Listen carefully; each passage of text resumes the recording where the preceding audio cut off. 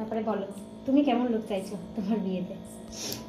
যাতে সব থেকে মানে গ্ল্যামারাস লাগে নো ডাউট, আর যাতে আই মেকআপ লিপ হ্যাঁ কেমন একটু চাইছো?